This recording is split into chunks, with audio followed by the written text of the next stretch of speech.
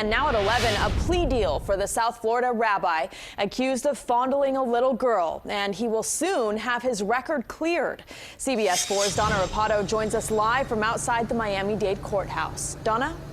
Rabbi, I spoke to the rabbi earlier tonight. He maintains he is innocent, that he did not molest this 11-year-old girl, but he explained he did accept a plea deal here at the courthouse today to keep the girl from suffering through a trial.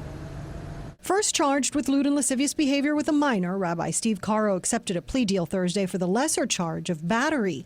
In court, just feet away from Caro, his 11-year-old accuser and her mother, who, despite initially agreeing to the deal being offered, asked the judge not to approve it. Rabbi Caro took my daughter, touched and squeezed her buttocks, placed her on his lap, took off her glasses, touched her hair, told her how pretty she was, rubbed her thighs and kissed her up and down her neck. I understand that any mother is going to be very protective of her child. But the prosecution asked the judge to move forward with the deal because going to trial would harm the girl. And at the end of the day, I'm not entirely confident that we would ultimately convince a jury beyond and to the exclusion of every reasonable doubt that the conduct that happened here rises to the level of a lewd or lascivious molestation. The 11-year-old girl told police Rabbi Caro had groped her over her clothing at his Miami Beach art gallery last summer.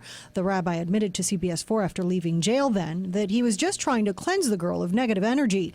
After accepting the plea in court, Rabbi Caro's attorney pointed out his client is innocent. Do you think for one moment that the chief assistant state attorney, the chief in charge of all sexual crimes, would reduce this case to a simple battery where my client is not convicted, where the case will be dismissed in 9 months if she had any doubt? I wanted him prosecuted as a sex offender, and they gave him a misdemeanor, so hopefully it will never happen again. God forbid it would happen again to another child. I respect the presumption of innocence, and I hope you will too, because a good man has had his reputation destroyed. Now, the judge ordered Rabbi Caro to get counseling and to stay out of trouble for the next 9 months, at which point the charges will be dismissed. We're live at the Metro Justice Building. Donna Rapado, CBS 4 News, tonight.